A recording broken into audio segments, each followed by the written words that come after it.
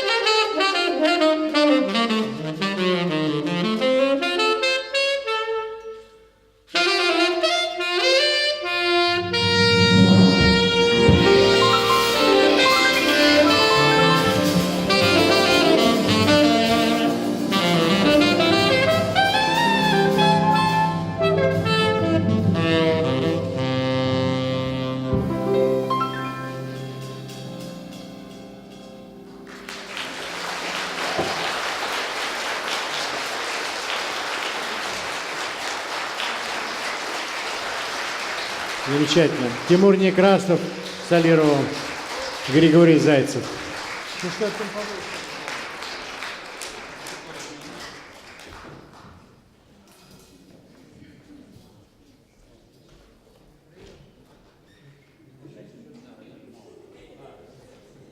Называется «Совещание в верхах».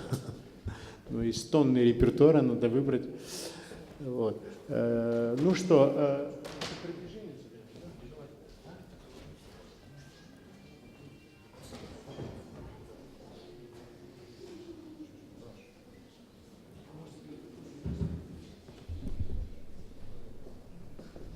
так, совещание постановило. Значит, мы сейчас для вас сыграем такую необычную пьеску, которая в своем названии имеет слово «блюз». Да? Но она не является... А вы не устали еще, кстати? Да? Вообще-то я сам с беспокойством поглядываю на часы, потому что у нас впереди еще фестивальное мероприятие, но как-то с вами так хорошо, что и уходить не хочется. Может, вообще остаться у вас? Вот. Мы сейчас для вас сыграем такую пьеску, которая называется «Такой вот блюз», потому что блюз очень необычный. Он имеет... Ну, что такое блюз, вы знаете, да?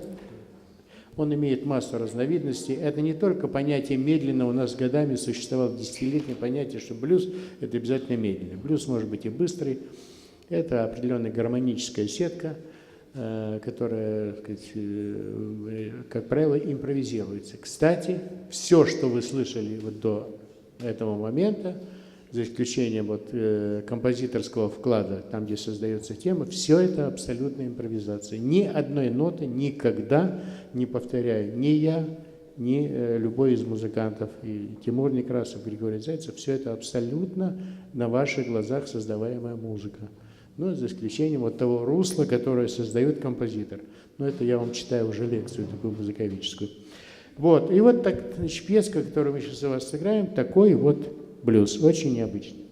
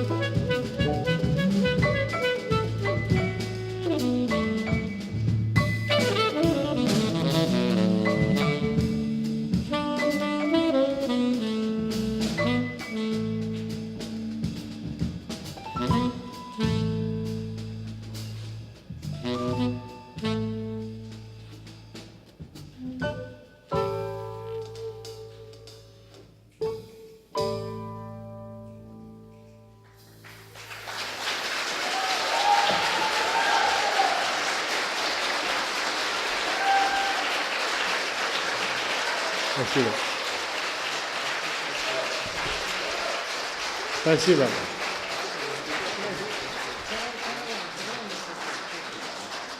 Вы знаете, самое высшее достижение удовольствия в музицировании, когда появляется биологическое чувство вообще. Знаете, когда возникают какие-то нервные такие окончания, невозможно их заранее сообщить, написать, послать открытку, позвонить, а вот это должно произойти в мгновение, вот тогда, когда искра высекается сразу совместно и играющими музыкантами. Вот мне в этом смысле с ребятами играть невероятно комфортно, потому что так же, как их предложение, которое возникает в процессе музицирования, моментально подтверждается моей игрой, также и они чутко реагируют на все мои предложения. Это, в общем, в джазе считается самая высшая точка владения жанром, когда интуиция позволяет людям чувствовать себя свободно и быть уверенным, что их поймут. Это очень важно. Но для того, чтобы не очень затягивать нашу с вами встречу, мы сейчас с вами сыграем первую пьесу, которая не принадлежит моему композиторскому перу. Это будет музыка гениального, творчество гениального музыканта, которому поклоняется весь мир. По существу его называют одним из создателей джазовой музыки. Это Дюк Эллингтон. Дюк Эллингтон, ну, в данном случае эта музыка родилась в недрах его коллектива, его оркестра, потому что это будет знаменитый «Караван». Вы, наверное, слышали такое название, да? «Караван», который создал его музыкант Хуан Тизол, тромбонист его оркестра. Но весь мир с тех пор почему-то называет это «Караван Эллингтона». Почему «Караван Эллингтона»? Ну, наверное, так удобнее было эту музыку сразу называть, когда ее кто-то услышал, «Караван Эллингтона». Мы предлагаем свою версию «Каравана». Вообще играть «Караван» однозначно невозможно, потому что он исполняется больше, чем какое-либо другое произведение в джазе. Поэтому каждый исполнитель, если он творческий человек, предлагает какую-то свою версию исполнения «Каравана». Вот то, что мы для вас сыграем, это будет наша версия ансамбля «Мы из джаза». Ну, и я думаю, что вы еще раз насладитесь сольной игрой и наших музыкантов. Одним словом, «Караван».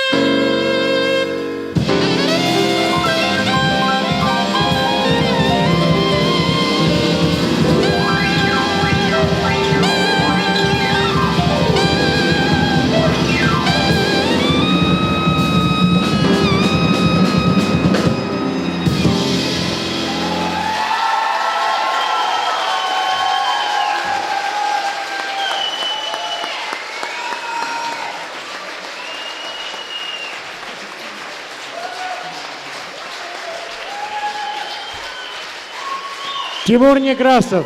Запомните это имя. Григорий Зайцев. Запомните и это имя. Ну, а это имя вы не забудете и без меня. Александр Зингер.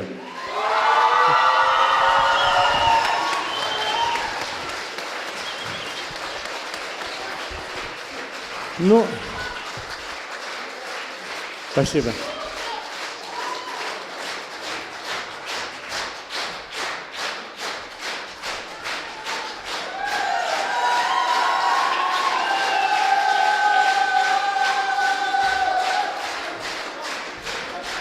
Спасибо большое, дорогие друзья.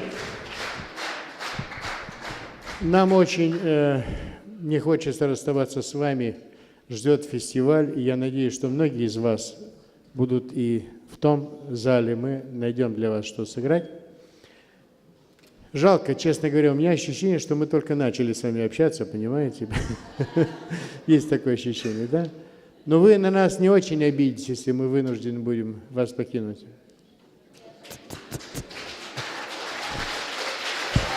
Спасибо.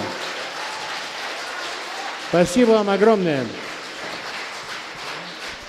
Я думаю, что с многими сидящими в зале мы, наверное, еще встретимся и на профессиональной стезе. По крайней мере, спасибо. Но это не только от нас зависит, тут много обстоятельств. А лучше не уезжать, я понял. Спасибо огромное, ребятки. Будьте здоровы. И любите, уважайте и слушайте своих педагогов. Ничего лучшего я вам посоветовать не могу. Спасибо.